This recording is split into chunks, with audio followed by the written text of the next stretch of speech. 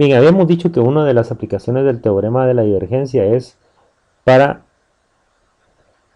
revisar conceptos de flujo a través de superficies que encierran a una región volumétrica.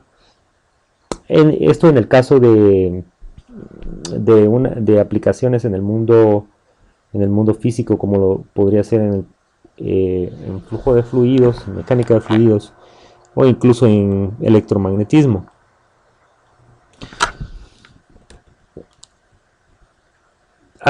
Desde el punto de vista de elemento finito, pues también es importante revisar el concepto de flujo y cómo este se relaciona con el teorema de la divergencia.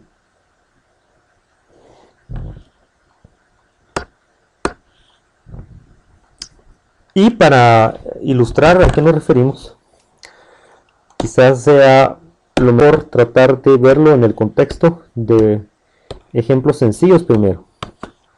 Entonces, imaginemos que tenemos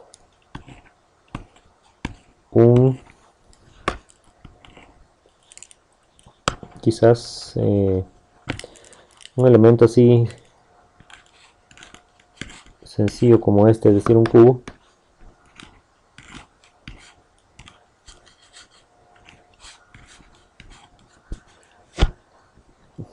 Y digamos que a través del mismo tenemos un fluido que va atravesándolo.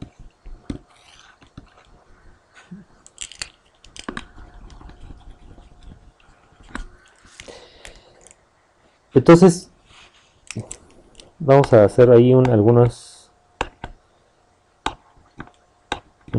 simbología para definir ahí a qué nos estamos refiriendo, es decir, un flujo que en realidad está saliendo, ¿verdad? Entrando y saliendo, ¿sí? De esta región. Entonces llamémosle a el cubo, a todo este cubo, la región Q, ¿verdad? Y digamos que este es nuestro campo de velocidades, B, y digamos que estamos ubicados en el plano X, Y, Z. X, Y, Z. Entonces en realidad B lo podemos describir al campo vectorial B como simplemente como B multiplicando al vector K, ¿verdad? Al vector unitario en dirección Z. Eso sería B. Ese sería nuestro campo vectorial.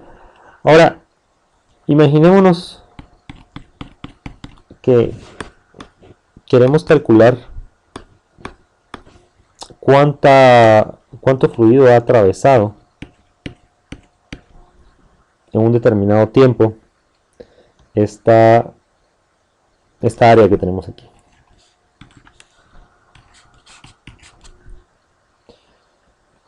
¿Cómo podríamos hacer ese cálculo? Bueno, en realidad es una cuestión de multiplicar B por esta área, ¿no? Ahora, bueno, digamos que le asignamos dimensiones a esta área, es decir, qué sé yo, podríamos decir que aquí tenemos 2 centímetros, al igual que aquí.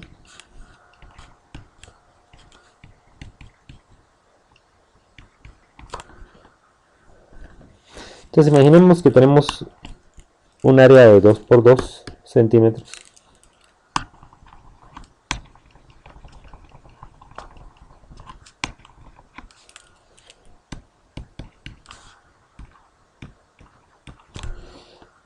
Y lo que queremos es calcular cuánta agua pasa ha pasado una cantidad de tiempo dada, ¿sí?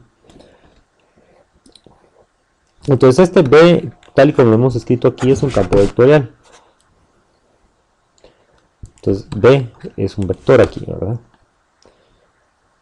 Entonces el cálculo es en realidad bastante sencillo. Simplemente tendremos que multiplicar a este vector B o la magnitud del vector B, que sería B minúscula, multiplicado por el área que tenemos aquí, que sería, esa área sería B por 2 por 2, es decir, 4B.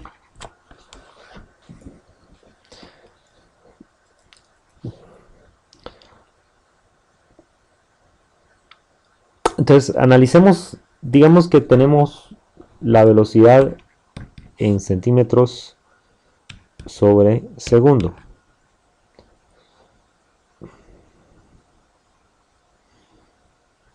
Entonces aquí tendríamos 4 centímetros cuadrados multiplicando a, podemos decir que va a 10 centímetros sobre segundo, va. Entonces 10 por centímetros sobre segundo. Entonces en realidad tenemos 40 centímetros cúbicos sobre segundo. Eso sería B por A. La multiplicación del escalar B, aquí está, por el área A que tenemos aquí en naranja. De hecho la vamos a resaltar en naranja, nuestra área A.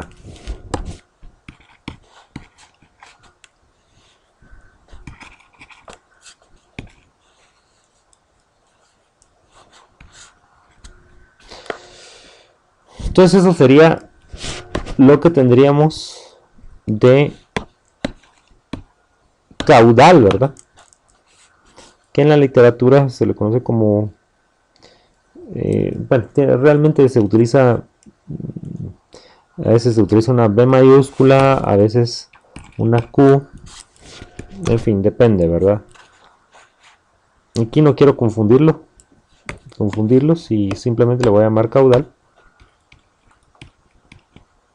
¿verdad? Y entonces tenemos 40 centímetros cúbicos, es la cantidad de volumen en un segundo que atraviesa esa área. Ahora, supongamos que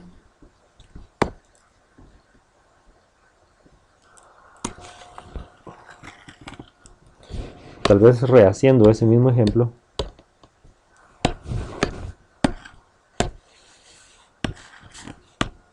esta vez tenemos la misma área.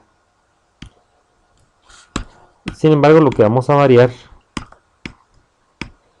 es la dirección y sentido de el flujo.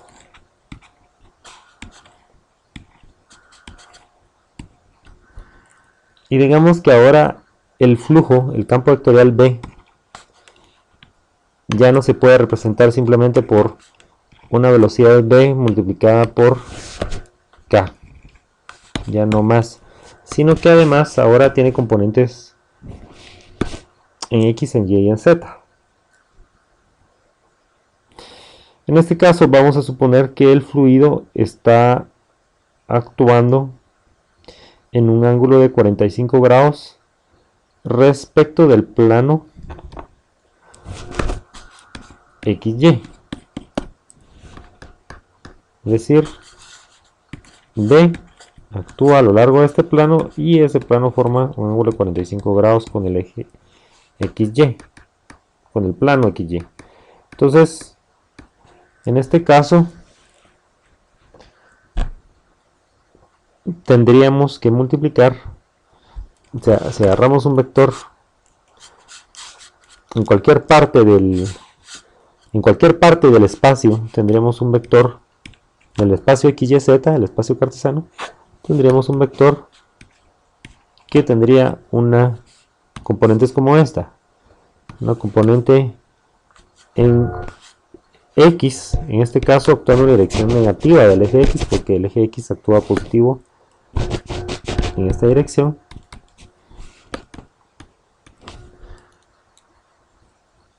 Y una componente en la dirección Z.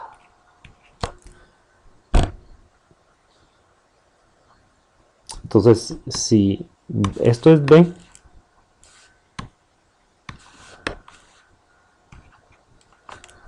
¿sí? Esto tiene una magnitud B, el vector. Entonces tendríamos que B está representada por menos B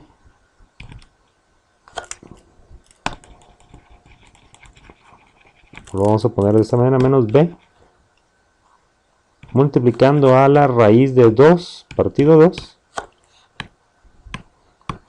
en la dirección X, o sea, por el vector unitario Y, más, en este caso tendríamos la raíz de 2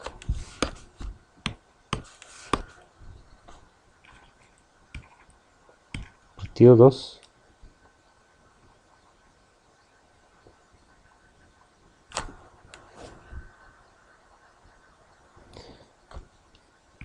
por el vector unitario Z, es decir, K. A eso sería igual nuestro vector B. O más bien campo vectorial, ¿verdad? Y de hecho, como se podrán dar cuenta, es constante, ¿verdad? En el espacio.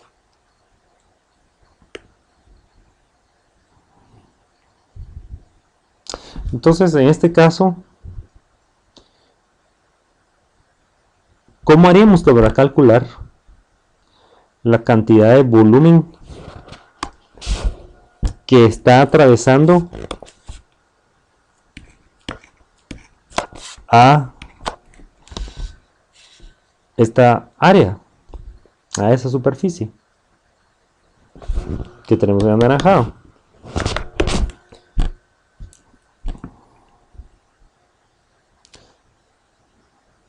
Pues en el caso anterior era fácil, porque obvio, ¿verdad? Porque el vector normal de esta superficie, de hecho, apunta en la misma dirección que el vector B.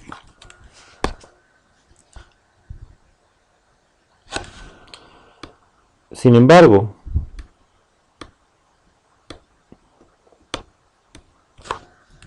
en este caso, el vector normal de esta área apunta en la dirección Z, en tanto que B está apuntando en otra dirección.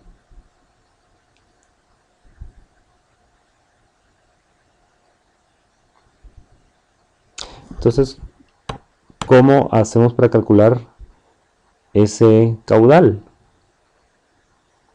O la cantidad en un determinado tiempo de agua o del fluido que sea que va a atravesar esta superficie que hemos puesto en naranja. Entonces, en realidad eso se calcula a través de proyectar este vector B en la dirección de n. Esa proyección vendría siendo algo como esto.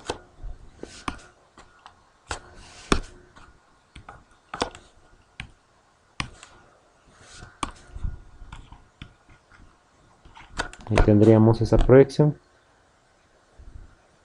Y entonces el volumen que tendríamos que calcular sería, el volumen que estaríamos calculando sería, a diferencia de, en este caso, ¿verdad? en el cual el vector B simplemente, si este era nuestro vector B,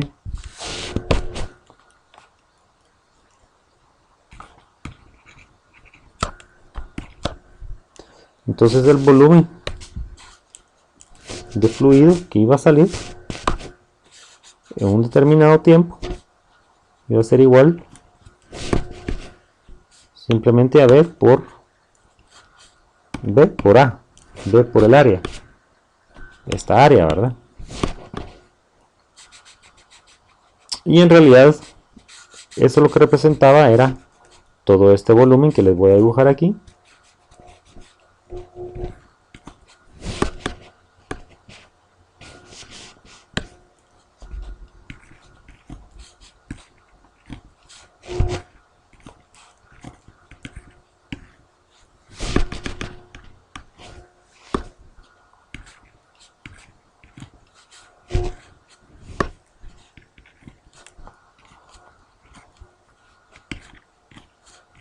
Aquí está el volumen al que nos referimos.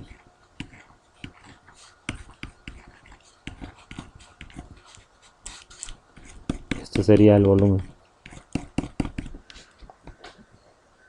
Es decir, la altura, ¿sí?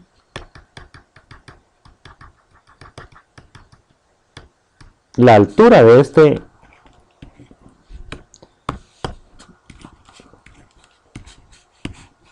esta figura, ¿verdad?, que hemos formado,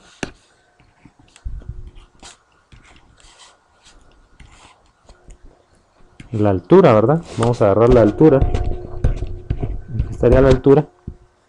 Esa altura, de hecho, va a ser igual a ¿qué? En este caso va a ser igual a B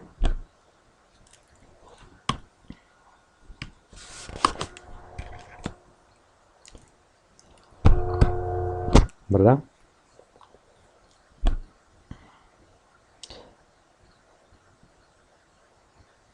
Pero en el caso que tenemos aquí, la altura de hecho va a ser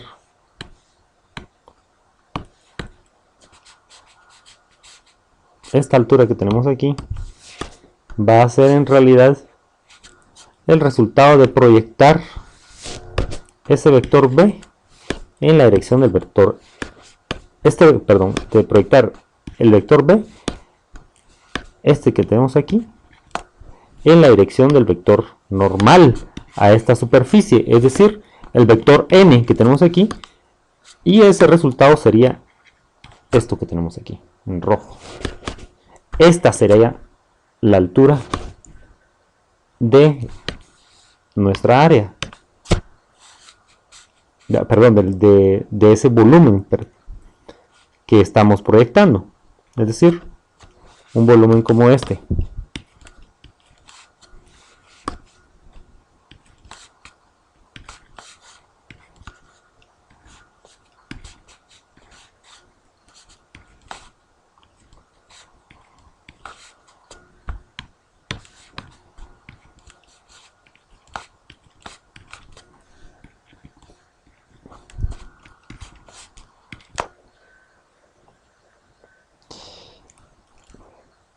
Entonces, si proyectamos en el plano XY este volumen,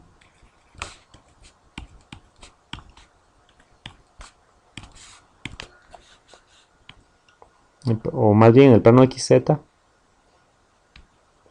decir, proyectemos aquí en el plano, proyectemos en el plano XZ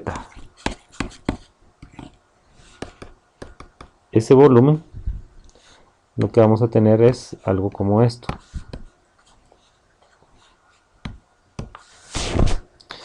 Es decir, este sería nuestro cubo, ¿verdad? Aquí estaría el eje Z y aquí vendría el eje X. Y este sería el volumen, el área correspondiente al volumen, a este volumen ya proyectado en el plano XZ.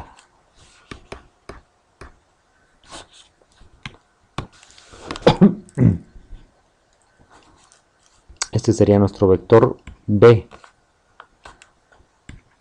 Y este sería la proyección de B en la dirección del vector normal N a esta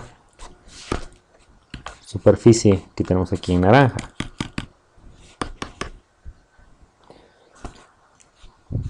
Entonces esto que tenemos aquí en negro es el vector normal a esta superficie. A esta superficie. Entonces, ¿cómo se le llama a esa proyección de B en N?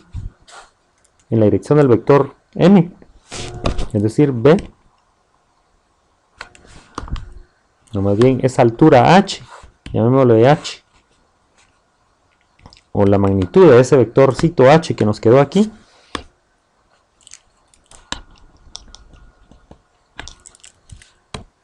Llamémosle así. La magnitud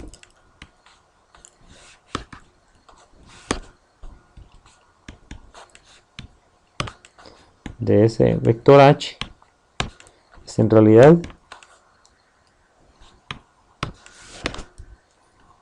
B producto punto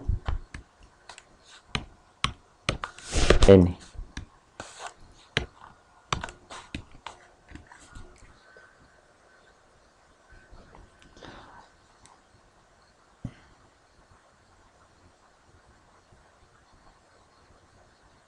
Entonces B producto punto N nos da esa altura, la altura del fluido que atraviesa esta área en la unidad de tiempo, en alguna unidad de tiempo.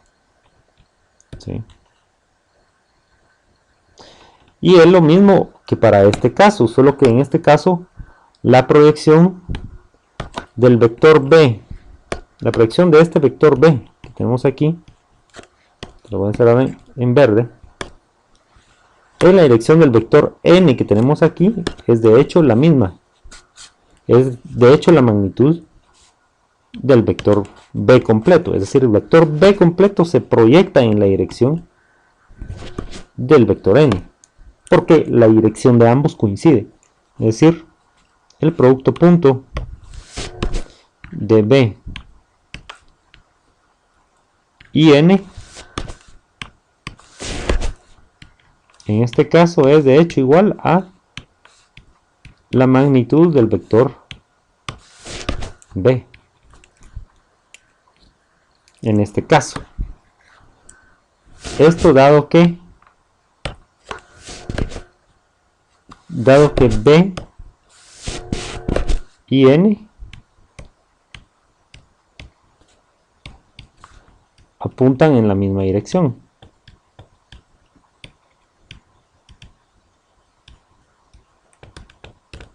¿Verdad? Entonces por ello esto es así, pero en este caso B y N no apuntan en la misma dirección. Entonces tenemos que encontrar esta altura H de ese volumen que tenemos ahí encerrado en magenta que atraviesa esta área en naranja.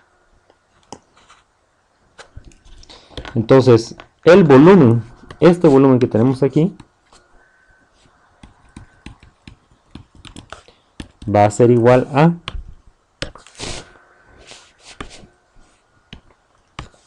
H, ¿verdad? Multiplicado por el área que tenemos aquí en naranja, A.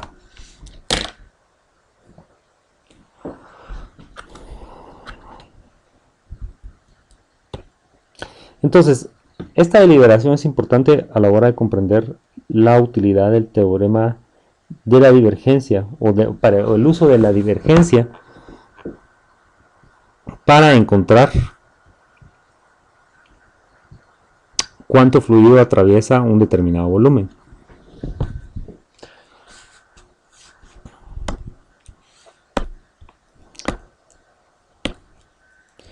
En el caso de las integrales de flujo decíamos entonces que por analogía con lo que estábamos platicando, si tenemos ya una forma general, no necesariamente tiene que ser algo cuadrado, algo tan cuadrado como lo que estábamos viendo, una superficie tan cuadrada con la que estamos viendo.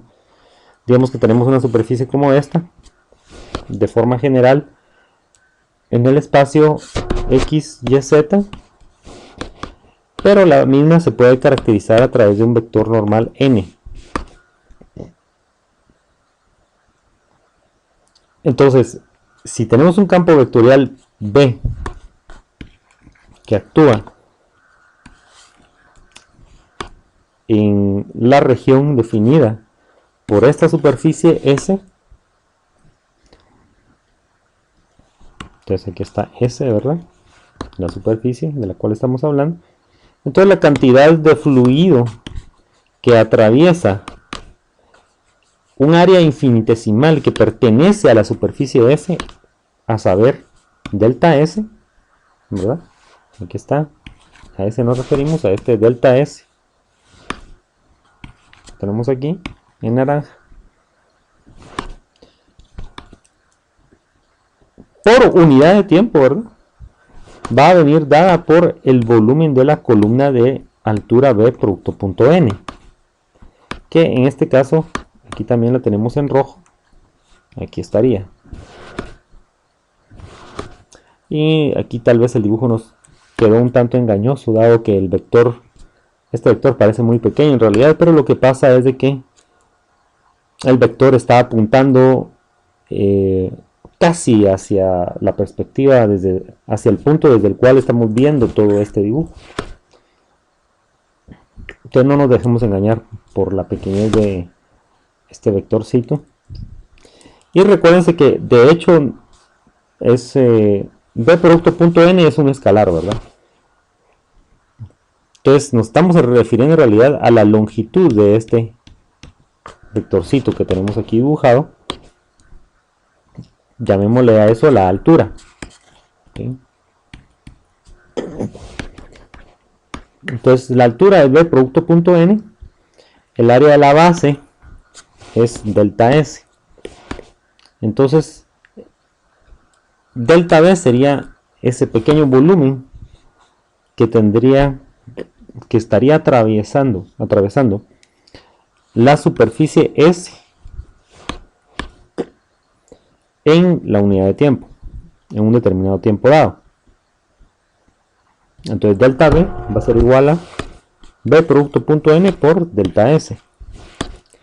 Ahora, como consecuencia, el volumen de fluido que atraviesa la superficie S, ¿verdad? Por unidad de volumen, o por unidad de tiempo, perdón, conocido como el flujo de B a través de la superficie S, ahora estamos hablando de toda la superficie S, va a venir dado por la sumatoria de cada delta B, de cada pequeño delta B asociado con cada delta S y cada B producto punto N, ¿sí? En toda esta superficie S, es decir, esta integral que tenemos aquí, es decir, la integral de B producto punto N por el diferencial de S integrado en toda la superficie S. Ese sería el flujo a través de toda la superficie S. Ahora, si tratamos de ver el asunto desde otra perspectiva, ¿verdad? Es decir, otra forma de medir el flujo de fluido a través de la superficie S, sería mediante el cálculo del flujo de fluido hacia adentro o hacia afuera de pequeños cubos de volumen delta BI.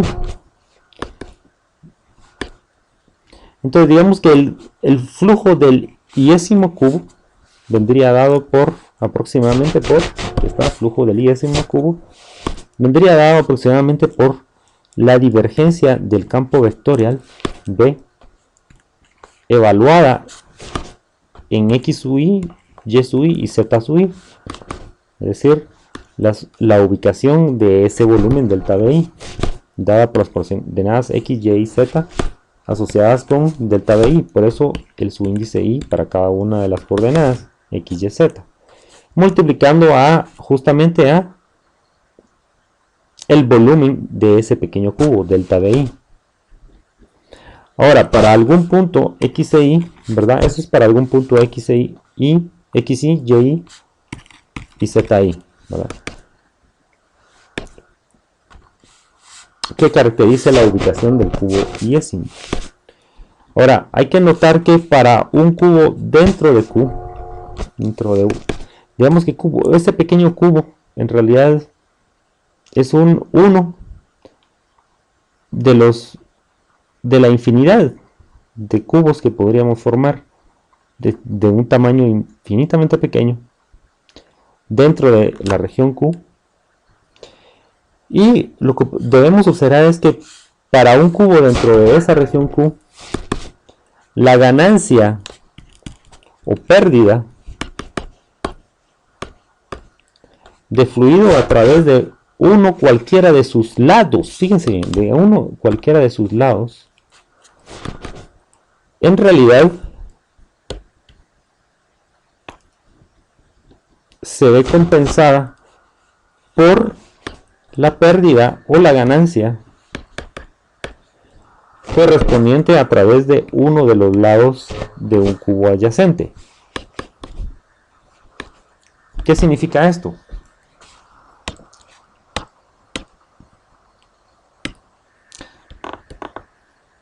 Simplemente que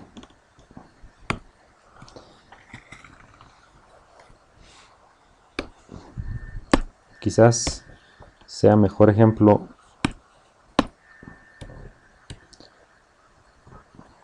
vamos a tratar de hacer un dibujo nuevo.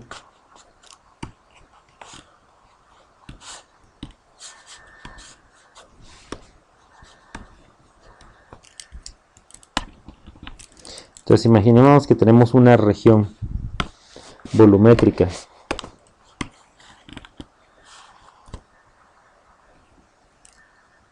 y tenemos algunos cubos de infinito tamaño, de tamaño infinitesimal más bien.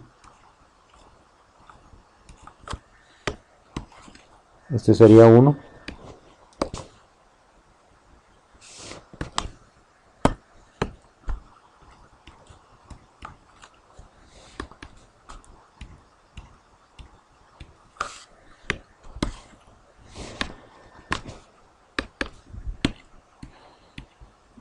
Pero digamos que vamos a tener otro a la par, idéntico, otro a la par, idéntico, otro arriba, otro abajo. Entonces estamos analizando el caso de este cubo que está aquí en medio. Ese es el que quiero que nos centremos la atención. Que tenemos ahí en rojo. Entonces, digamos que este es delta BI. El volumen de este cubo es delta BI. Y digamos que está pasando el campo vectorial B.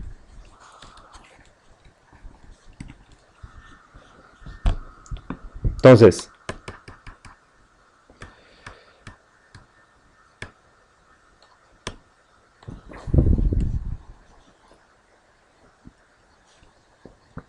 si nos vamos a fijar en lo que ocurre en esta área de aquí arriba, entonces en realidad está saliendo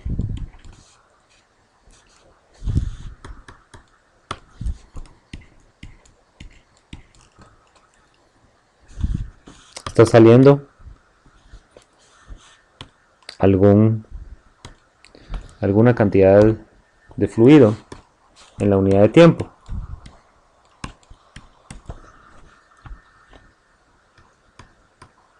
Entonces al multiplicar B por el producto punto con el vector normal, vamos a obtener siempre, ¿verdad?, la altura de fluido que está saliendo en la unidad de tiempo. y va a tener una forma como esta probablemente.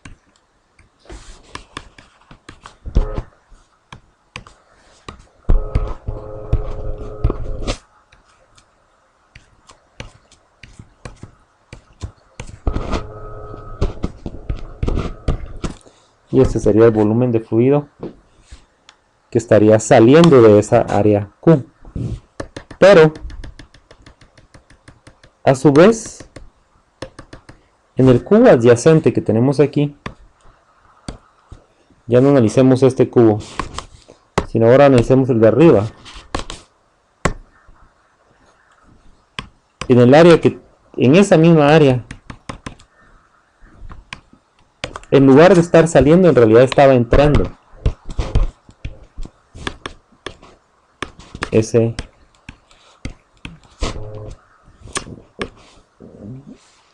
volumen de fluido.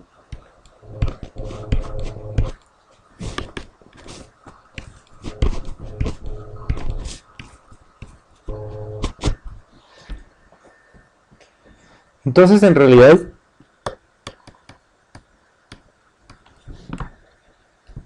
si estamos analizando un cubo como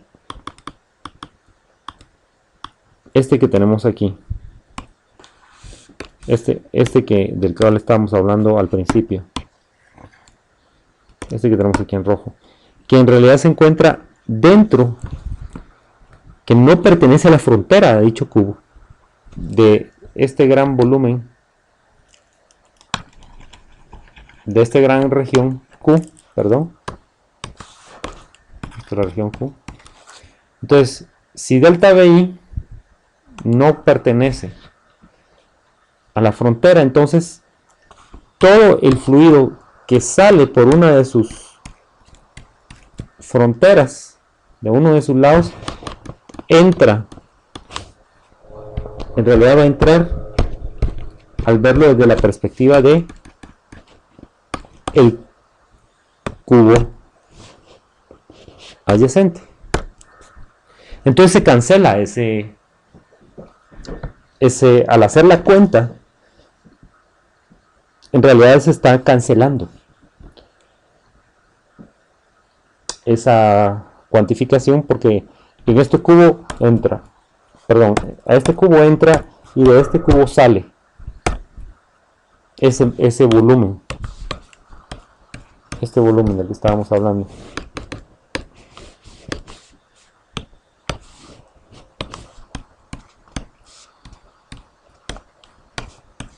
Entonces, en realidad lo que ocurre es de que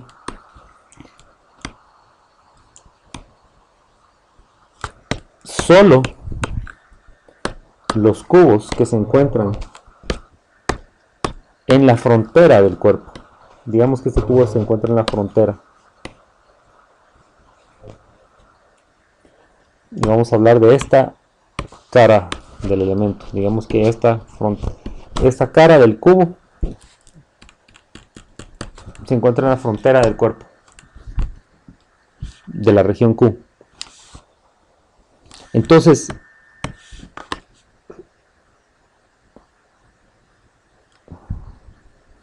o más fácilmente, tal vez por el ejemplo que estábamos haciendo, tal vez sería más fácil verlo aquí, en esta cara, ¿sí? Pensemos en que es en esta cara, este cubo en verde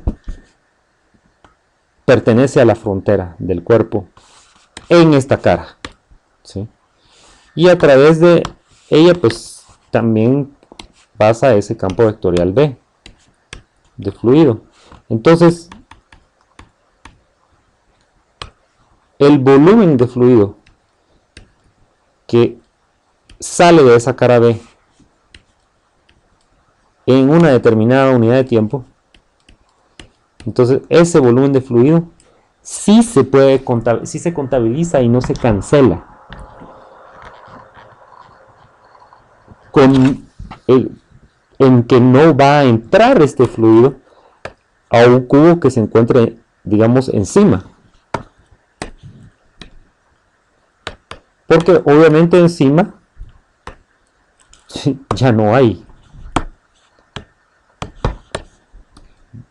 ya no tenemos otro cubo, ¿sí? Precisamente porque estamos hablando de que este cubo pertenece a la frontera en que esta cara que tenemos en naranja es parte de la frontera de esta región Q. Es decir, S, ¿verdad? La frontera de la región Q.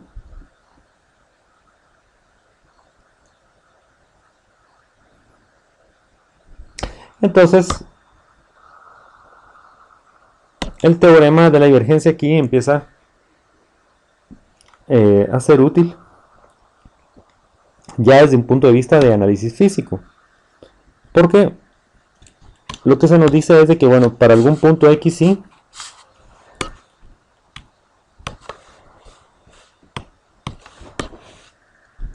en el cubo iésimo, ¿verdad? Es que el flujo del iésimo cubo, habíamos dicho que era la divergencia del campo vectorial B evaluado en ese punto X, Y, Z, I por el delta B de ese elemento infinitesimal I. Pero decíamos que para un cubo dentro de la región Q, la ganancia o pérdida de fluido a través de uno cualquiera de sus 6 lados se ve compensada por la pérdida o ganancia correspondiente a través de uno de los lados de un cubo adyacente. A eso nos estábamos refiriendo justamente hace un momento. Entonces dice que luego de sumar todos los cubos dentro de la región Q, el único fluido que no se cancela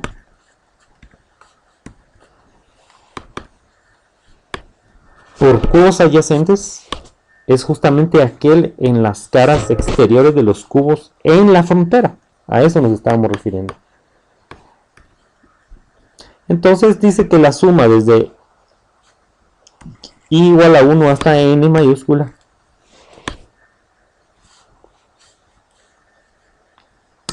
de la divergencia del vector del campo vectorial B evaluada en X sub I, Y sub I y Z sub I multiplicando a el volumen de ese elemento infinitesimal de volumétrico delta BI, ¿verdad? Aproxima el flujo total hacia adentro o hacia afuera dentro de Q, dentro de la región Q, dentro de la región volumétrica Q, y por lo tanto también a través de la superficie S, por supuesto, la superficie S que encierra a la región volumétrica Q. Entonces, con el fin de ampliar este concepto de divergencia de B, que lo hemos venido simbolizando a través del operador nabla transpuesto aplicado al vector B. Entonces, ampliando el concepto de divergencia de B en un punto, vamos a considerar a delta B sub alfa como el volumen de la esfera pequeña, infinitamente pequeña, S sub alfa de radio alfa, y centro X sub O, Y sub O y Z sub O, contenida en la región Q. Entonces, si agarramos digamos que en lugar de usar cubos usamos esferas,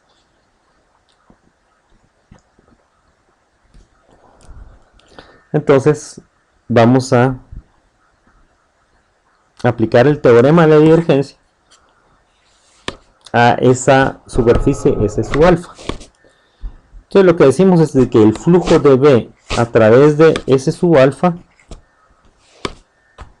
es igual a la divergencia de B multiplicada por el diferencial de volumen en toda esa región Q sub alfa, la cual es el interior correspondiente a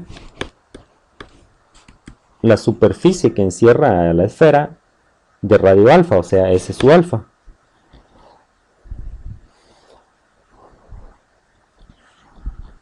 Entonces,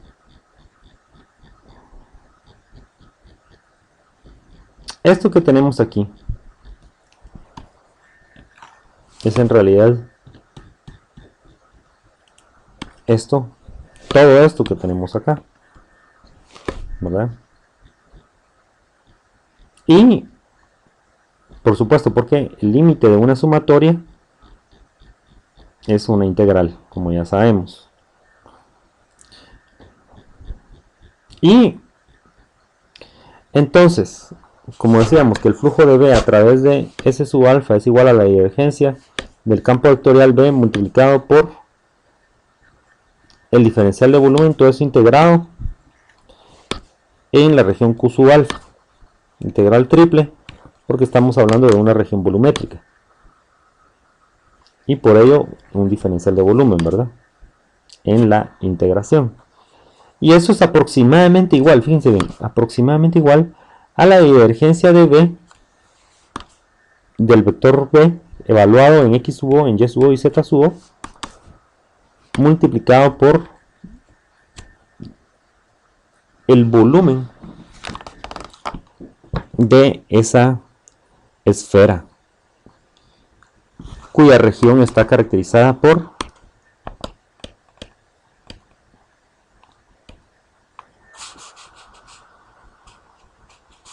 Q sub alfa, o nombrada a través de Q sub alfa.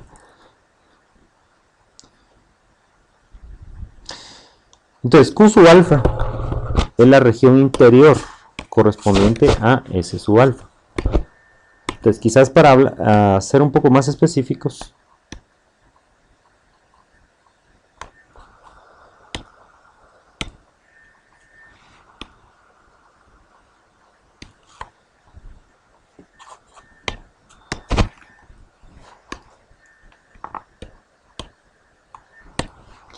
entonces tenemos nuestra misma región Q, pero ahora vamos a utilizar esferas, ¿verdad?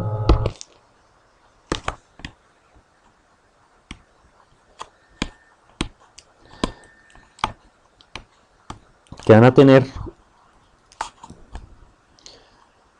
esferas que van a definir la región Q sub alfa, esferas con un radio alfa, ¿verdad?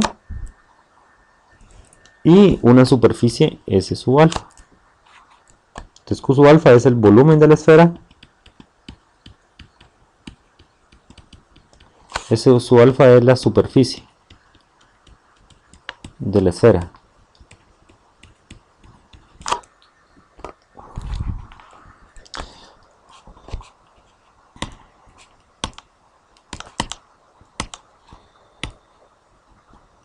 Entonces,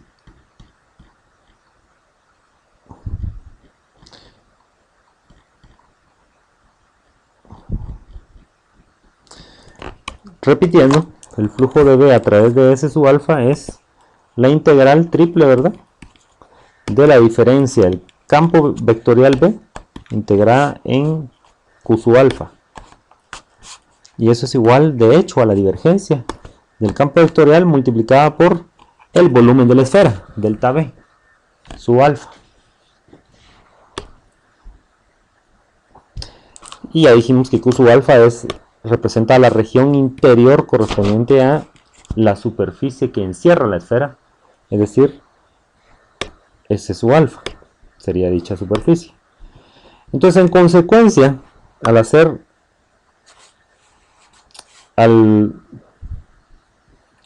despejar esta relación que tenemos aquí, flujo de B a través de S sub alfa es igual a la divergencia de B multiplicado por delta B sub alfa. Entonces despejamos la divergencia de B igual a esto dividido esto, es decir, el flujo a través de S sub alfa dividido delta B sub alfa.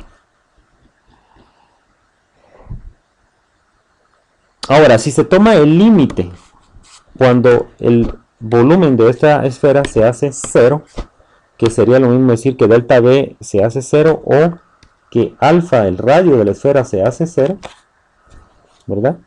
Entonces ahí podemos obtener la divergencia de B, del vector B, en el punto X sub O, Y sub O y Z sub O. Es decir, que delta B, o sea, la divergencia de B es igual al límite cuando alfa tiende a 0 o cuando el volumen de la región Q sub alfa tiende a ser 0 de el flujo de B a través de S sub alfa dividido delta B sub alfa. Y de hecho, esto que tenemos aquí es lo que se conoce como flujo por unidad de volumen en el punto X sub O, Y sub O, Z sub O. Porque a la esfera, al hacerse el volumen de esa pequeña esfera infinitamente pequeño, es decir, hacer alfa tender a 0, en realidad estamos hablando de ¿qué? Del flujo en un punto, en el punto X sub O, Y sub O y Z sub O. Flujo por unidad de volumen en el punto X sub O, Y sub O, Z sub O. Entonces, a eso es igual de hecho la divergencia de B evaluada en el punto X sub O, Y sub O y Z sub O.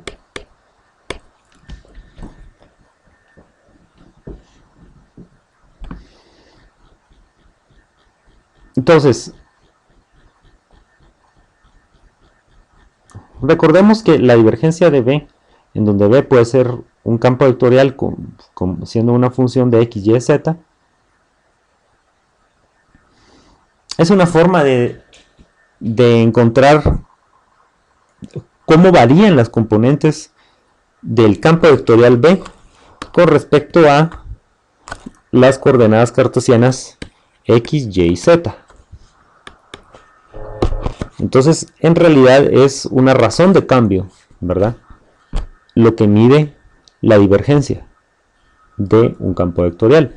Y esa razón de cambio en realidad se degenera en o sea, esa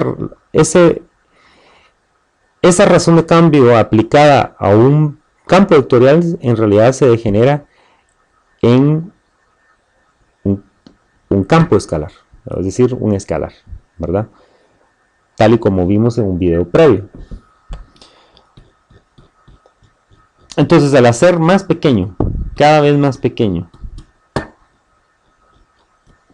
el volumen de esa esfera, al hacerlo tender a 0, o al hacer tender el radio a 0, insistimos, estamos hablando de hecho del flujo por unidad de volumen en un punto. ¿Cuál punto? Bueno, el punto X sub O, Y sub O y Z sub O, es decir, el centro de nuestra esfera original.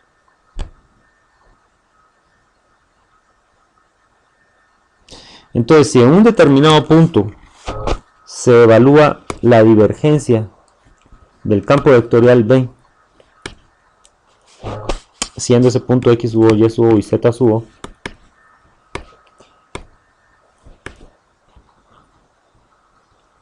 y se obtiene que la divergencia del campo vectorial B es mayor que 0, entonces decimos que es una fuente.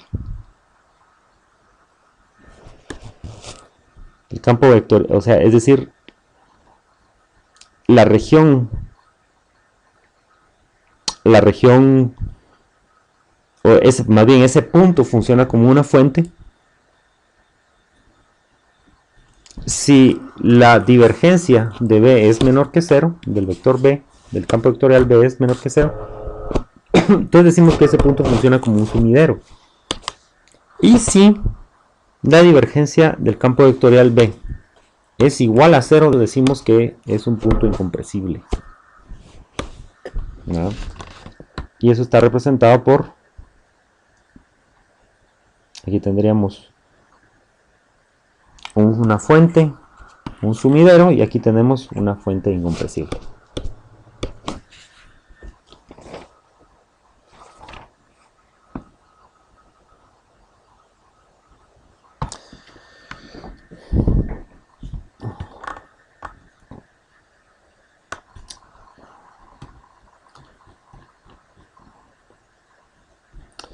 Entonces, siguiendo con esta deliberación sobre la utilidad práctica del teorema de la divergencia y su aplicación al flujo, a problemas de flujo, vamos a ver este problema rápidamente en Larson y Hostetler siempre.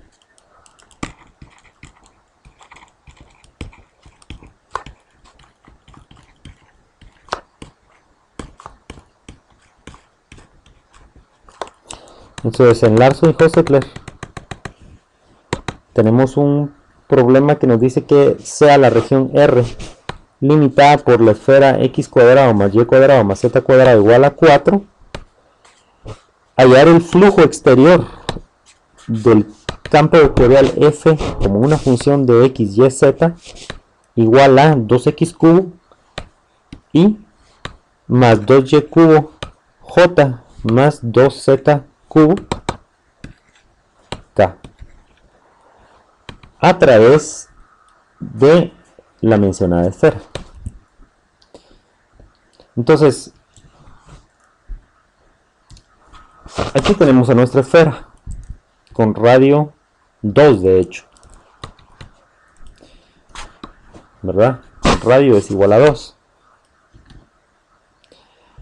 Entonces, en realidad podríamos trabajar, sí, en coordenadas cartesianas este problema, ¿verdad?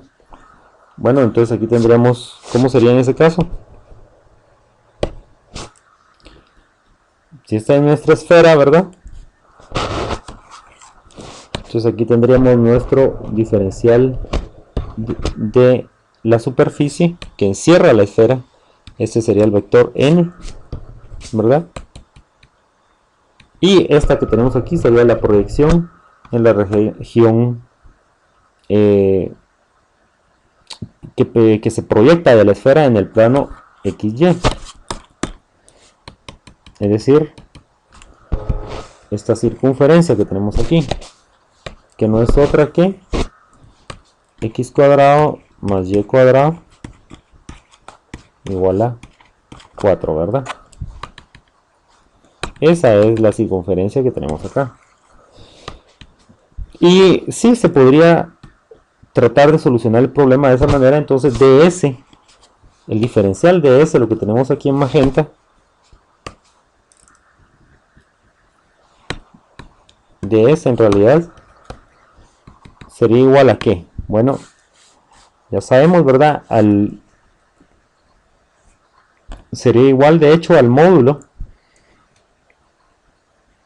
del gradiente, es decir, gx, la derivada respecto de x de la ecuación de la esfera como una función de x y y elevada al cuadrado más la derivada respecto de y elevada al cuadrado más 1, y a todo eso pues a sacarle raíz, ¿verdad? Multiplicado por el diferencial de área de A que tenemos aquí, y ese diferencial de área es de x por de y. Entonces ya sabemos que este gxy es en realidad el resultado de despejar z en esta ecuación, en la ecuación de la esfera, que nos da, de alguna manera, nos expresa a la región R.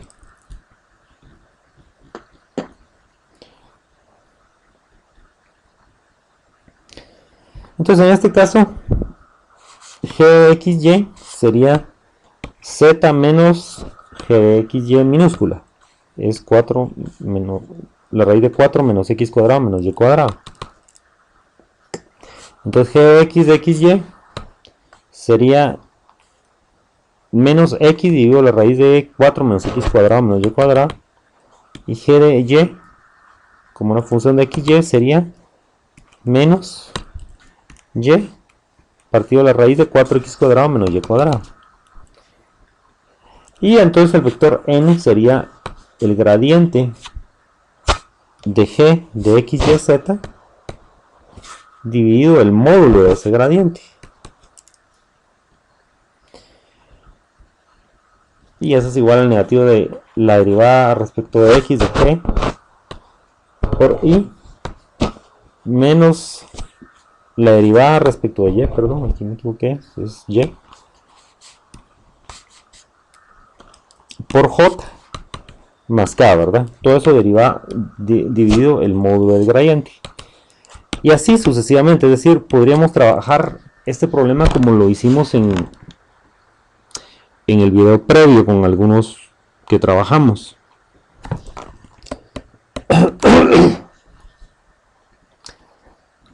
Sin embargo, este proceso es en realidad muy laborioso por la naturaleza de las integrales resultantes. Entonces, en realidad la mejor opción que se nos ocurre es hacerlo todo en coordenadas esféricas. Entonces, en coordenadas esféricas, como se trabajaría, sería de la siguiente manera. Bueno, insistimos en que tenemos una esfera cuya ecuación es x cuadrado más y cuadrado más z cuadrado igual a 4 en coordenadas cartesianas. Ahora, en coordenadas esféricas, la ecuación de esta esfera es en realidad ρ igual a 2, es decir, el radio de la esfera igual a 2. Y recordemos que en coordenadas cartesianas, pues si aquí tenemos nuestra esfera con radio igual a 2, pues este sería ρ en un determinado, apuntando desde el origen a un determinado punto P. Este sería el ángulo θ medido desde el eje X hacia la proyección del vector ρ sobre el plano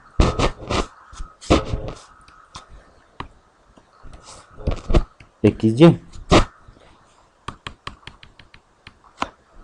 Ese sería este vector que tenemos aquí. Entonces θ mide, el ángulo θ es el que mide la orientación de este vector en el plano XY. Ahora, la orientación de ρ en el plano definido por este vector y el eje Z viene dado por φ. Es decir, tanto el vector que tenemos aquí como ρ y z yacen en el mismo plano.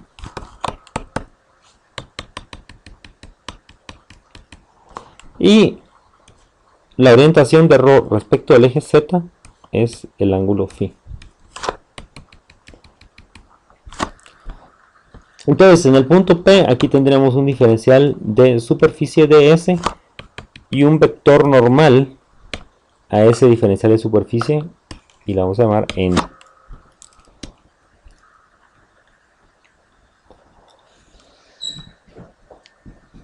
Entonces, si tenemos un diferencial de superficie como del cual estábamos hablando hace un segundo, entonces vamos a pensar en que del origen al punto P tenemos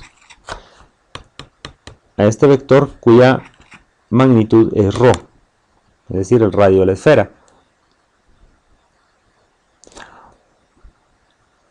Y si entre el punto P Y si del punto O al punto P tenemos un radio R, del punto O al punto S también tenemos un radio, pero no R sino ρ, ¿verdad?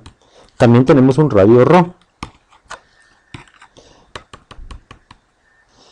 Sin embargo, el ángulo barrido desde este ρ hacia, desde este ρ que une el punto O con el punto P, hacia este ρ que une el punto O con el punto S, el ángulo barrido, ese pequeño ángulo barrido que le da forma a este lado de nuestro diferencial de S, viene dado por el diferencial de phi.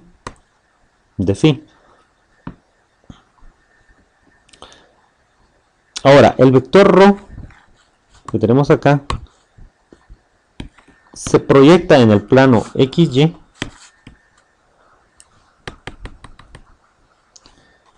de esta manera.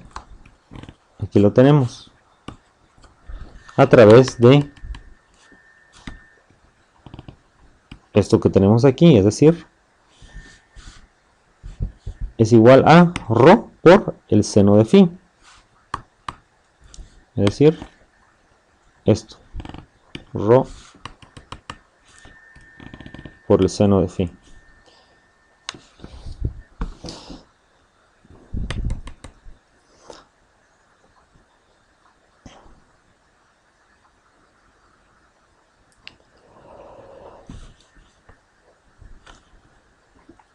Si este ρ por el seno de phi,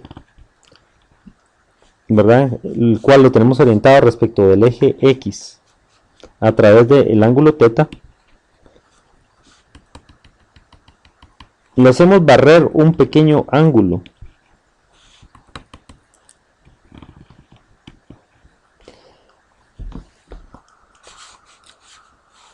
que le vamos a llamar dθ, el que tenemos aquí. Entonces, al girar en este sentido, ρ por el seno de phi estará definiendo este arco que tenemos aquí en naranja, que de hecho es igual a ρ por el seno de phi por este diferencial de θ, es decir, ρ por el seno de phi por dθ es la longitud de arco que tenemos aquí. Esa longitud de arco que tenemos acá es de hecho la misma que tenemos aquí, del punto P al punto Q.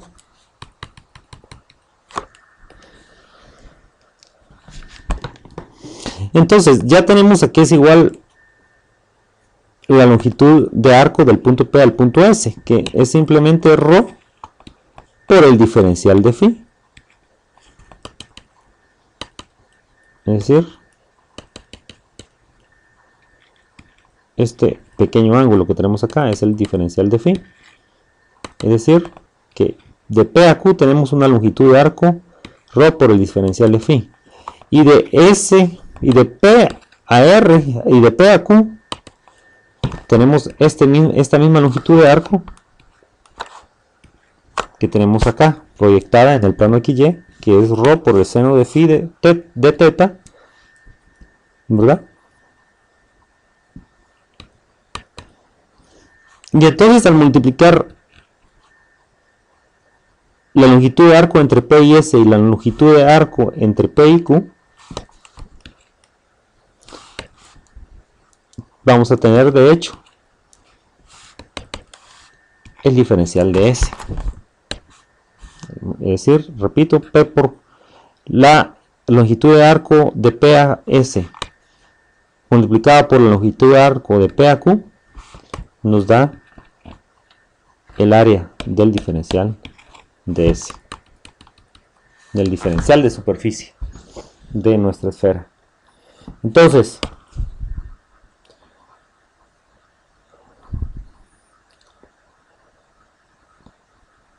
para el caso de una esfera, digamos que le llamamos n1 a nuestro vector normal, de todos modos el gradiente de G expresado ya no como una función de x, y, z, sino como una función de rho, teta y phi,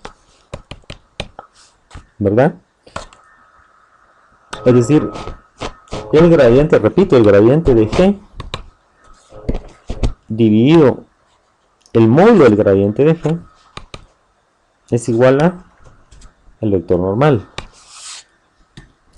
Entonces, como de hecho nuestra ecuación simplemente para nuestra esfera es ρ igual a 2, eso implica que g no es otra cosa que 2 menos ρ.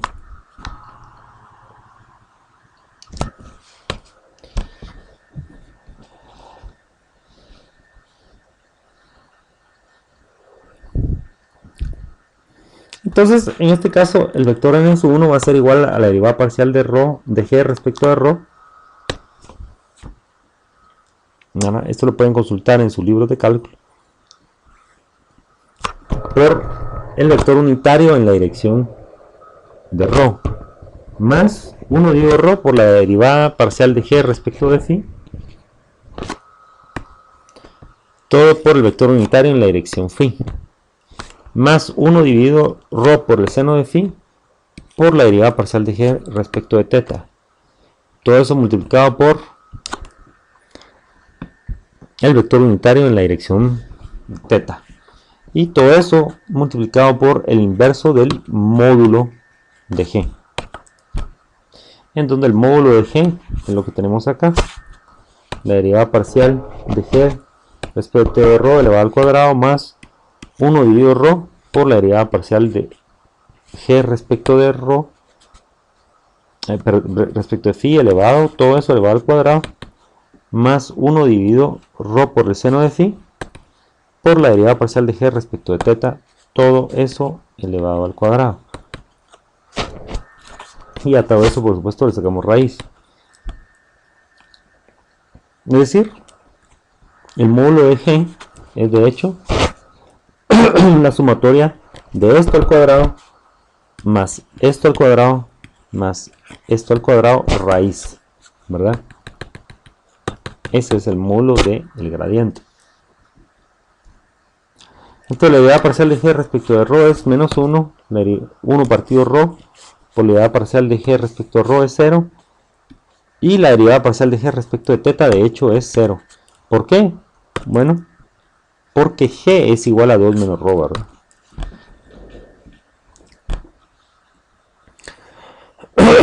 Eso nos deja con que el vector normal es igual de hecho a el vector normal de esfera de nuestra superficie que es correspondiente a la esfera es de hecho el vector normal en la dirección del radio de la esfera, y eso por supuesto que es lógico.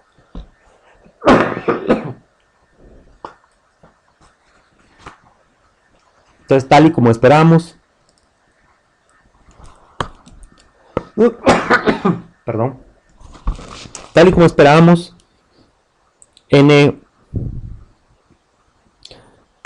es el radio, perdón, n, el vector normal de la esfera, apunta en la dirección del radio de la esfera.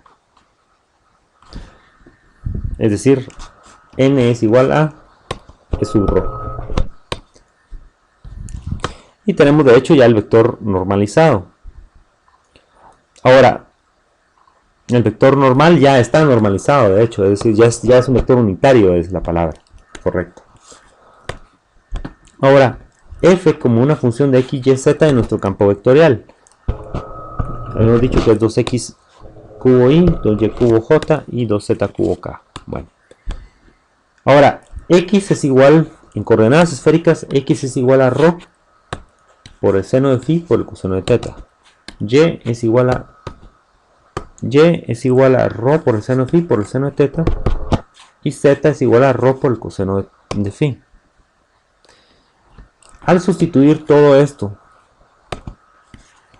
aquí, esto acá y esto acá, vamos a obtener esta expresión que tenemos acá. El campo vectorial f es igual a 2 ρ cubo por el seno al cubo de phi coseno de phi por i más 2 rho cubo por el seno al cubo de phi seno al cubo de teta por j más 2 rho cubo por el coseno cubo de phi por k.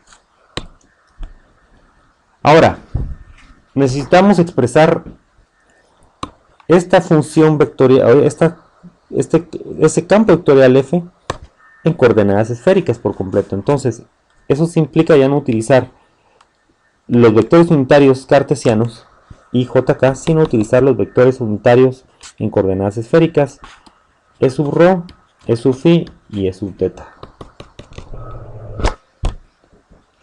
Entonces, ¿cómo hacemos eso? Bueno, a través de las relaciones que existen entre e sub rho, e sub phi y e sub teta con i, j y k a través de phi, teta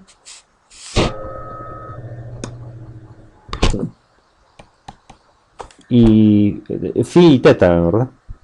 Entonces, por ejemplo, e sub rho es igual al seno de phi por el coseno de teta por el vector i, unitario i, más el seno de phi por el seno de teta por el vector unitario j, más el coseno de phi por el vector unitario k.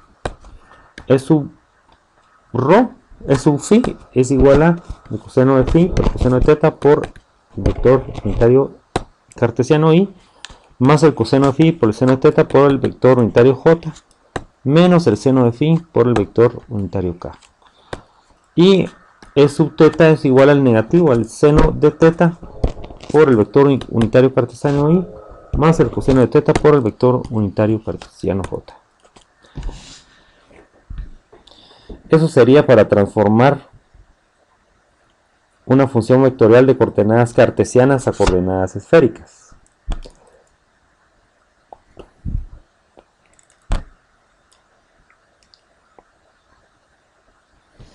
También podemos expresar a los vectores unitarios i, j y k de esta manera. Es decir, el seno de phi coseno de teta por i es igual a el seno de phi coseno de teta por e sub rho más coseno de phi coseno de teta por e sub phi menos el seno de teta por e sub teta. Eso sería igual i. J es igual al seno de phi seno de teta por e sub rho más coseno de phi seno de teta por e sub phi más el coseno de teta por e sub teta. Y k es igual a el coseno de phi por e sub rho menos seno de phi por e sub phi. Entonces, ¿qué vamos a hacer? Bueno, todas estas expresiones que tenemos aquí para i, j y k las vamos a sustituir aquí, i, j y k. Y eso es lo que resulta de esta sustitución, lo que tenemos aquí. Y como se ve, bueno, aquí está la sustitución, ¿verdad? Y como se ve es una expresión bastante grande, ¿verdad? Pero en realidad lo que nos interesa es multiplicar esta f ya en términos de las coordenadas esféricas, vector normal de la superficie, que resulta ser simplemente e por rho, e sub rho, perdón. Eso significa que solamente tenemos que tomar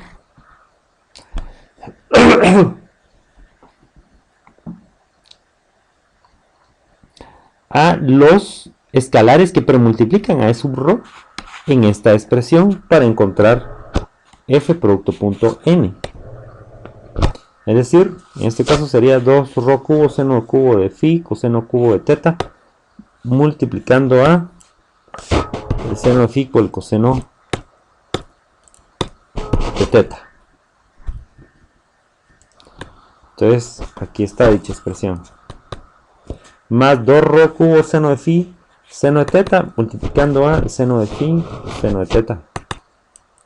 Aquí está.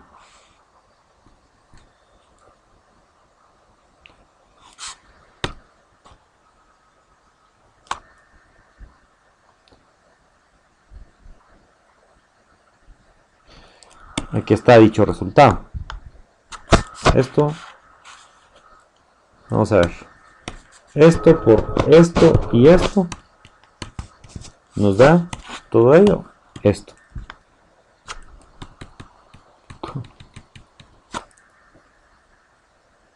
Y 2 cubo coseno phi, coseno al cubo de phi por el coseno de phi nos da el 2 cubo por el coseno a la cuarta de phi, ¿verdad? Aquí está, coseno a la cuarta de phi. Y por supuesto tenemos el 2 cubo afuera. Entonces f producto punto n es igual a f producto punto e sub rho, y eso es igual a esto. 2 cubo por el seno a la cuarta de phi, todo eso multiplicando el coseno a la suma del coseno a la cuarta de phi más el seno a la cuarta de coseno a la cuarta de teta por el seno a la cuarta de, más el seno a la cuarta de teta, todo eso más el coseno a la cuarta de phi. Entonces, si queremos evaluar la integral de f producto punto n para encontrar el flujo que está teniendo lugar a través de la superficie S que encierra nuestra esfera, tenemos que encontrarlo a través de esta integral de superficie. F producto punto n por el diferencial de superficie integrado en toda la superficie de la esfera es lo que tenemos que encontrar.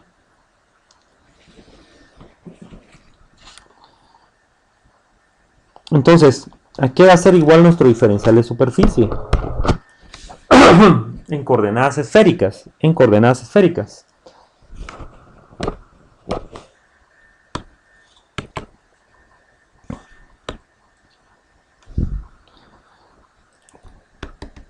Entonces eso va a ser igual a ese diferencial de superficie.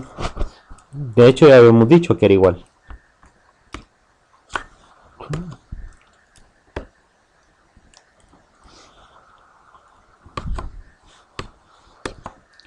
De hecho va a ser igual a la longitud, o sea, el diferencial de superficie es este que tenemos aquí, y eso va a ser igual a la longitud de este arco por la de este arco. La longitud de este arco es ρ por el diferencial de phi, y la de este arco es la misma que este, que es ρ por el seno de phi por el diferencial de teta. Entonces ρ de phi por ρ por el seno de phi de teta nos da ρ cuadrado por el seno de phi por d phi por d teta. Y eso es el diferencial de superficie en coordenadas polares. En este caso para una superficie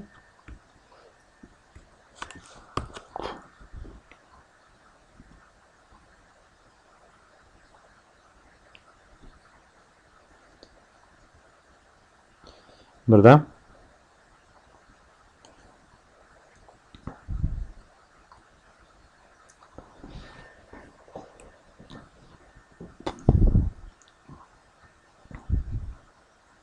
Para una superficie encerrada por una esfera. Entonces sería, aquí tenemos ρ cuadrado por seno de phi por d teta por d phi. Aquí nos faltó el d phi, ¿verdad?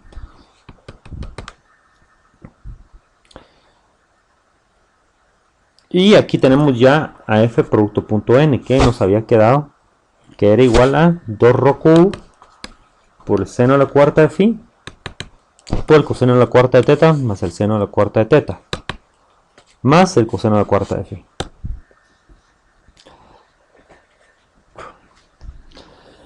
Entonces, de hecho tenemos que integrar primero en phi, ¿verdad?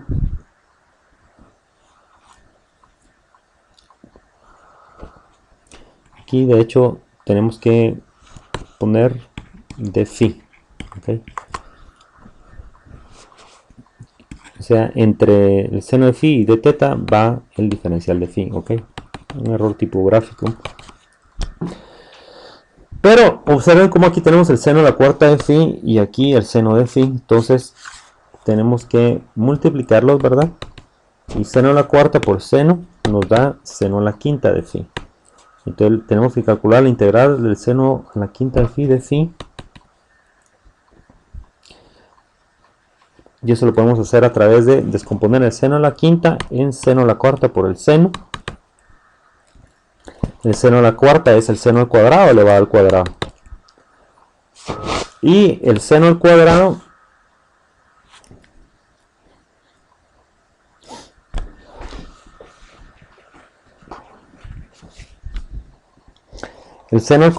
es igual a 1 menos el coseno al cuadrado. Aquí nos faltó el elevado al cuadrado. Pero si hacemos u elevado al coseno de phi, u igual al coseno de phi, entonces el diferencial de u es el negativo del seno de phi por el diferencial de phi. De hecho, esta estructura que tenemos aquí es la misma que tenemos acá. Es decir, de u, aquí lo tenemos. En realidad aquí tenemos que el seno de phi por de phi es el negativo de du. Entonces lo sustituimos acá. Y 1 menos coseno al cuadrado elevado al cuadrado es igual a 1 menos u al cuadrado elevado al cuadrado. Una simple sustitución para calcular esta integral. Es una técnica de integración de las más simples. Entonces desarrollamos al cuadrado este 1 menos 1 u cuadrado. Entonces nos queda 1 menos 2u al cuadrado más u a la cuarta de u. Y al hacer la integración nos queda el negativo de u menos 2 tercios de u cubo más 1/5 de u a la quinta. Y al sustituir u igual a el coseno de phi, ya nos queda que esta integral seno a la phi, seno a la quinta de phi es el negativo del coseno de phi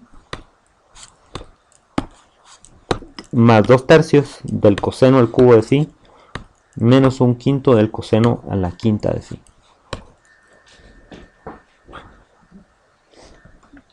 Entonces eso habría que sustituirlo en toda esta expresión, ¿verdad?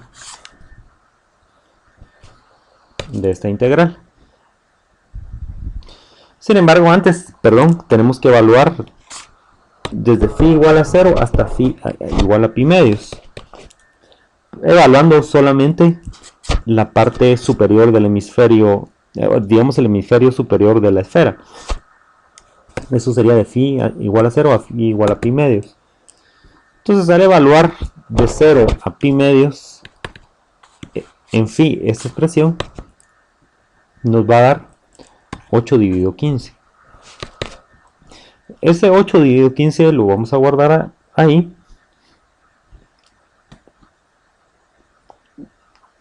Y mientras tanto vamos a pensar en si ya habiendo hecho la integración en phi, vamos a pensar en la integración en teta, que nos queda en esta integral, que sería aquí, ¿verdad? Coseno a la cuarta y seno a la cuarta, que tienen que ser integrados en teta.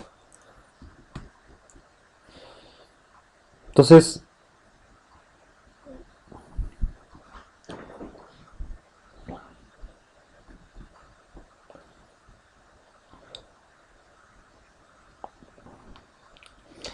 antes en realidad todavía tenemos que integrar el coseno a la cuarta de phi por el seno de phi.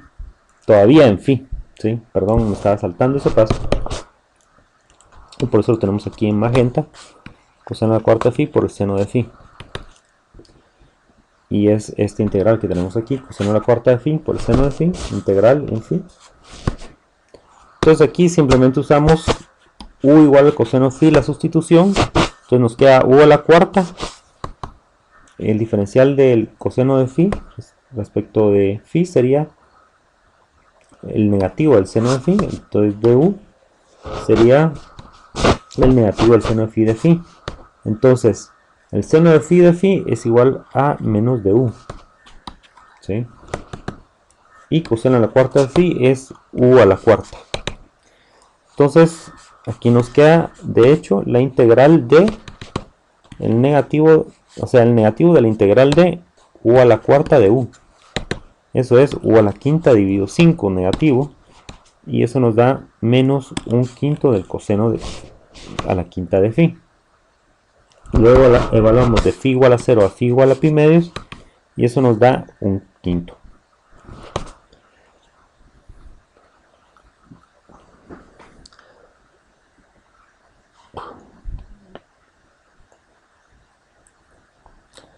Entonces aquí simplemente estamos repitiendo la expresión y vamos a sustituir lo que se ha encontrado. Es decir, aquí otra vez la misma expresión, solo que digamos que al ser la integración en d phi primero, entonces todo lo que es función de teta en realidad es una constante. Entonces esto sería una constante y por eso lo pusimos a premultiplicar a el seno de phi a la quinta. Y esto de hecho la integral de 0 a pi medios del seno a la quinta de phi, pues ya encontramos que fue 8 dividido 15. Aquí pusimos el resultado.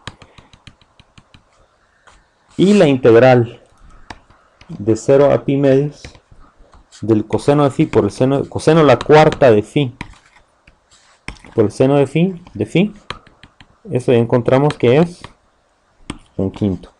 Y aquí está el resultado. Entonces ya solo nos queda la integración en teta. Entonces aquí ya pasa a ser una función que contiene a la variable de integración teta, ¿verdad? Y nos toca integrar en teta. Entonces solo nos queda el coseno a la cuarta más el seno a la cuarta de teta, integrarlo, ¿verdad?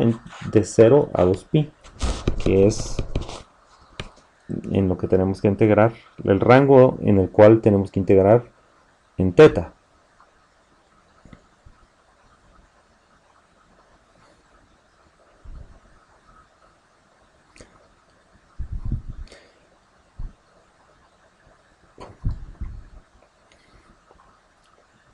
Entonces vamos a desarrollarnos el 8 quinceavo, lo vamos a pasar como una constante, aquí está. Luego la integración, el coseno a la cuarta más el seno a la cuarta en teta, y más un quinto por la integral de 0 a 2pi de teta, ¿verdad? Aquí está eso. Entonces nos vamos a concentrar primero en coseno a la cuarta integral de eso en teta, y en este caso lo que se debe hacer es la sustitución de que el coseno a la cuarta es igual al coseno al cuadrado por el coseno al cuadrado, y el coseno al cuadrado es un medio de 1 más el coseno de 2 teta, al igual que el coseno al cuadrado, ¿verdad? Tenemos dos veces un medio de 1 más el coseno de 2 teta. Entonces solo un medio por un medio lo sacamos, eso nos da un cuarto, y nos queda la integral al multiplicar 1 más el coseno de 2 teta dos veces, nos queda 1 más coseno de 2 teta más coseno de 2 teta más coseno al cuadrado de 2 teta. Es decir,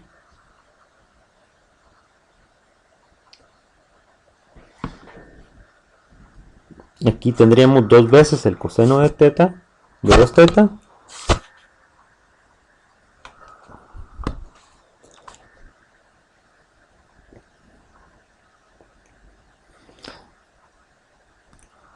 y al integrar dos veces el coseno de 2 teta, la integración de dos veces el coseno de 2 teta, la integral del coseno de 2 teta es un medio del seno de 2 teta. Entonces, como los teníamos multiplicado por 2, aquí está el 1 medio, ¿verdad? Y aquí está el seno de 2 teta, que sería la integral del coseno de 2 teta, ¿no?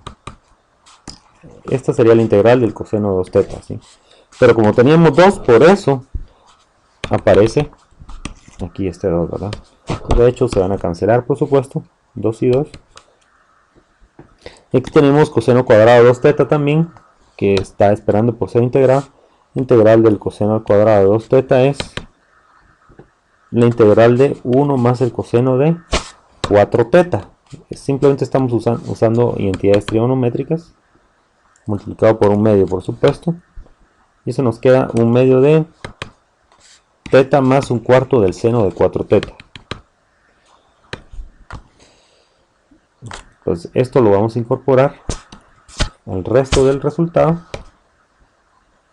y al final, con un poco de álgebra, llegamos a la conclusión de que la integral del coseno a la cuarta de teta es igual a 3 octavos de teta más un cuarto del seno de 2 teta más un 32avo del seno de 4 teta. Ya luego evaluamos teta entre 0 y 2pi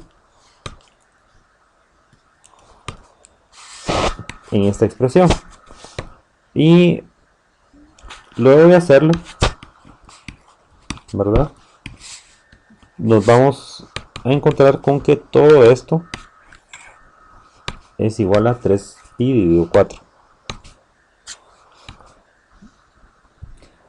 Ahora, si nos vamos a calcular la otra integral que nos faltaba, era ¿cuál?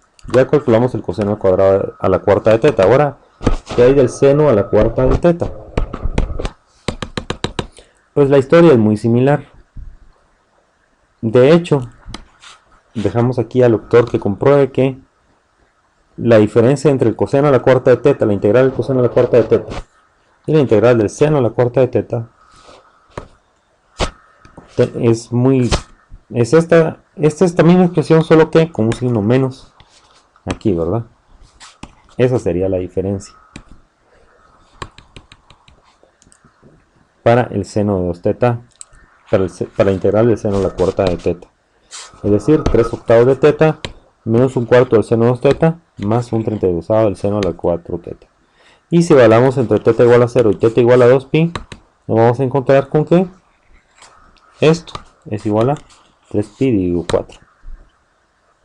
Aquí está explícitamente dicha evaluación.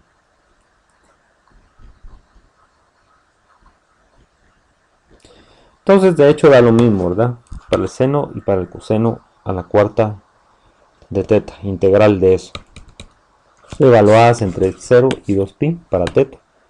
En ambos casos nos da 3pi dividido 4. Luego, pues hay que incorporar estos resultados. Aquí tendremos la expresión tal y como la habíamos dejado antes. La integral del coseno a la cuarta de teta nos dio 3pi dividido 4. La integral del seno a la cuarta de teta, evaluada entre 0 y 2pi, por supuesto, ¿verdad?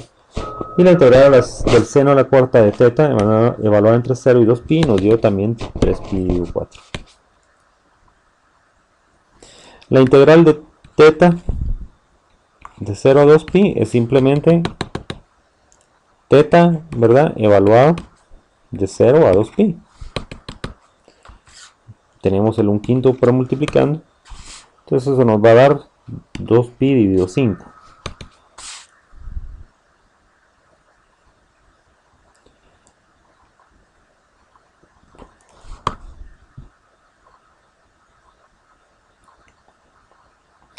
Entonces 3pi dividido 4 más 3pi dividido 4 es 3pi medios. Eso está premultiplicado por 8/15. Entonces 8/15 por 3pi medios nos da 4pi dividido 5. Y teníamos el 2pi dividido 5 en el otro término. Entonces 4pi dividido 5 nos dio esto. Aquí está, 4pi dividido 5 más 2pi dividido 5. Eso nos da 6pi dividido 5. Ahora, afuera tenemos el 2. Lo vamos a multiplicar. 2 por 6, 12. Y por lo tanto tenemos que toda esta expresión es igual a 12pi por rho elevado a la quinta dividido 5. Ahora, como sabemos que rho es igual a 2, de hecho, podemos asegurarte que lo que originalmente estábamos calculando, que era la integral de superficie del campo vectorial f en la superficie n de la esfera, perdón, en f multiplicado por el vector normal de la superficie de la esfera con superficie S en el diferencial de S para toda la superficie S,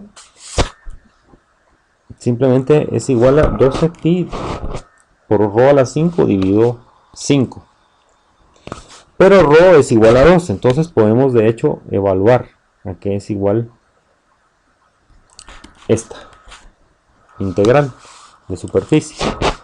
Es decir, 12 pi por 12 elevado a la 5 dividido 5. Eso nos da 384 pi dividido 5. Entonces, como este resultado solamente corresponde al hemisferio superior de la esfera, porque evaluamos phi de 0 a pi medios, ¿verdad? Entonces, lo correspondiente a evaluar phi de phi igual a 0 a phi igual a pi sería multiplicar por 2 este resultado. Es decir, ya no solo el hemisferio derecho, el hemisferio superior, perdón, ya no tendríamos solamente el resultado correspondiente al hemisferio superior, sino también al del hemisferio inferior, ambos combinados. Que sería lo mismo que hacer la integración en phi de 0 a pi, en lugar de 0 a pi medios. Y eso nos debe dar el doble de esto, que sería 384 por 2, que es 768. Y por lo tanto el resultado es 768 dividido 5 por pi. Tal es el resultado de esta integración. De la integral del producto punto del campo vectorial F por el vector normal de la superficie esférica N, ¿verdad? Integrado en toda la superficie de la esfera S. Entonces, obsérvese cuán laborioso es computar F producto punto N de S integrado en toda la superficie. Ahora, vean qué pasa si se emplea el teorema de Gauss, de la divergencia de Gauss, para encontrar esta integral de flujo. Entonces, el teorema de Gauss dice que la integral de F producto punto N en la superficie S es igual a la integral en todo el volumen, el cual es encerrado por la superficie S, de la divergencia de F por el diferencial de volumen, obviamente, integrado en todo el volumen asociado encerrado por la superficie S. Es decir, solo tenemos que encontrar la divergencia de F y integrarla en el volumen encerrado por S. Entonces, ¿cómo lo hacemos? Aquí está F, que es una función de x, y, z. 2x cubo y 2y cubo j, 2z cubo k. Eso es f de x, y, z. Ese es nuestro campo vectorial. La derivada de f, perdón, la divergencia de f sería aplicar el resultado, aplicar la derivada respecto de x a 2x cubo, la derivada respecto de y a 2y cubo y la derivada respecto de z a 2z cubo, es decir, la derivada respecto de x a el escalar, a la función escalar que multiplica al vector unitario y, aplicar la derivada respecto de y a la función escalar que multiplica al vector unitario j y aplicar la derivada respecto de z al escalar que multiplica a el vector unitario k y luego sumarlos. Entonces la derivada respecto de x de 2x cubo es 6x cuadrado. La derivada respecto de y de 2y cubo es 6y cuadrado. Y la derivada respecto de z de 2z cubo es 6z cuadrado. Entonces, ¿a qué es igual? La divergencia de f integrada en el volumen de esa esfera. simplemente es igual a 6x cuadrado más 6y cuadrado más 6z cuadrado integrada en ese volumen.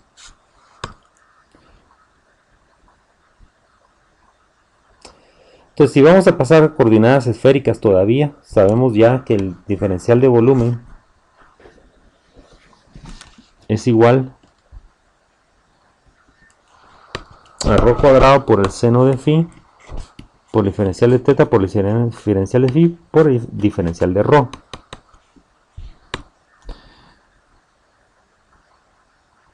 Entonces esta integral la podemos expresar de esta manera.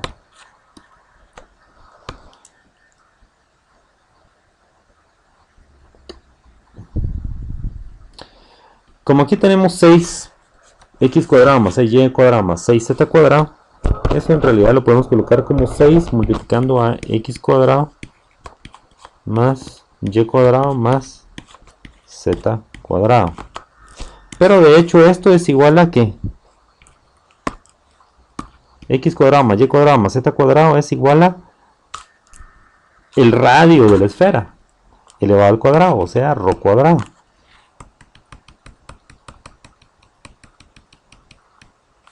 Entonces, simplemente esto que está aquí se convierte en todo esto.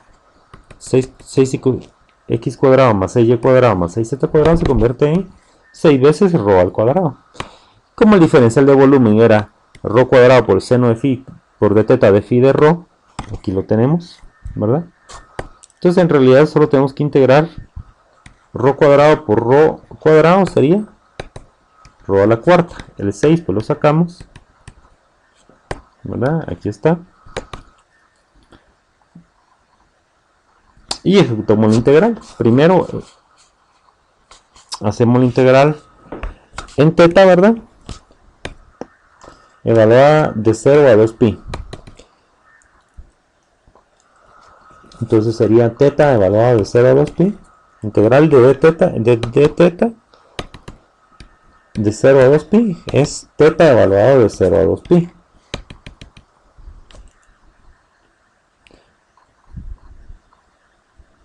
Eso de hecho nos va a dar 2pi. Multiplicado por 6 es 12pi. Entonces de ahí ya podemos integrar en phi. Entonces nos queda solo integrar el seno de phi integrado de 0 a pi. Entonces la integral de 0 a pi del seno de phi sabemos que es el negativo del coseno de phi, que está evaluado de 0 a pi, por supuesto. Y ya sabemos que el negativo del coseno de pi, el coseno de pi es menos 1 y el coseno de 0 es 1. Entonces de hecho aquí tenemos menos por menos da más y aquí tenemos menos por menos da más, entonces tenemos 1 más 1 igual a 2. Entonces esto que está aquí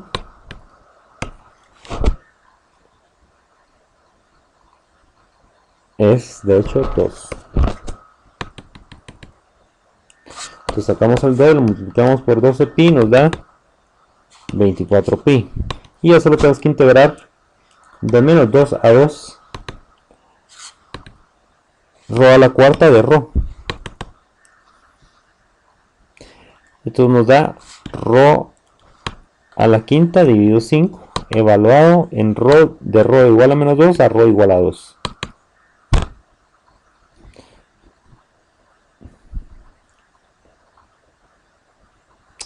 Y de hecho, un segundo, vamos a ver.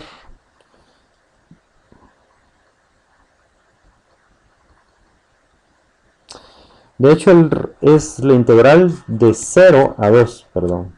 Ok, aquí sí lo teníamos, ve. Aquí ahí sí lo tenemos correcto, no sé qué pasó aquí. Que es la integral de 0 a 2, ¿verdad? Porque el radio en realidad varía de 0 a 2. ¿Sí? Es decir, en coordenadas esféricas el radio no es negativo en ninguna instancia y solamente varía de 0 a 2, ¿verdad? Entonces en un problema práctico ρ es positivo en en un problema práctico de coordenadas polares, por supuesto, por coordenadas esféricas. Entonces ρ varía de 0 a 2. Entonces aquí es de 0 a 2. Entonces sería 2 a la quinta menos 0 a la quinta, ¿verdad? Dividido 5. Entonces 2 a la quinta nos da 32. 0 a la quinta es 0, entonces nos queda 32 menos 0, eso es 32. 32 multiplicando a 24, eso nos da 768. Y el resultado es el mismo, 768 pi dividido 5. Pero se obtuvo el mismo resultado, solo que mucho más directo. El procedimiento a través del teorema de la divergencia. Y eso es lo importante aquí. Como el teorema de la divergencia nos ayuda a computar esta integral de manera más expedita. ¿A qué integral nos referimos? O más bien, ¿a qué cálculo nos referimos? Bueno, al flujo a través de una superficie. Al flujo expresado al flujo de un fluido expresado a través de un campo vectorial F en este caso, que atraviesa la superficie S que encierra al volumen, a la región con volumen B. Entonces, ese flujo lo podemos encontrar, cuánto volumen pasa por esa superficie, lo podemos encontrar de esta manera o de esta manera, pero esta manera es mucho más sencilla de calcular en la práctica para casi cualquier problema que se nos pueda ocurrir. Bien, entonces esto sería en cuanto a el uso práctico del teorema de la divergencia y su significado físico. En un video próximo vamos a, con la esperanza de que esta remembranza, este recordatorio de lo visto en pregrado en cálculo vectorial pueda ser útil para entender cómo la divergencia de un campo vectorial, y haciendo una analogía con la divergencia de un campo tensorial, pueda llegar a ser útil para poder comprender la ecuación de equilibrio, la formulación de la ecuación de equilibrio en forma débil y luego en forma fuerte. Entonces es a través de esa idea, esa esperanza, que creemos que pueda servir haber refrescado un poco estos conceptos vistos en pregrado. Es decir, esperamos que este tutorial pueda servirnos para comprender de una manera un tanto más sencilla el uso del teorema de la divergencia en las formas constructivas de las ecuaciones de equilibrio.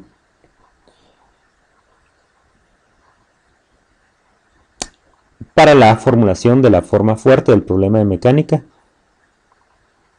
o para la formulación del problema de mecánica a través de la forma débil, utilizando trabajo virtual. Eso lo veremos en un video próximo. Gracias.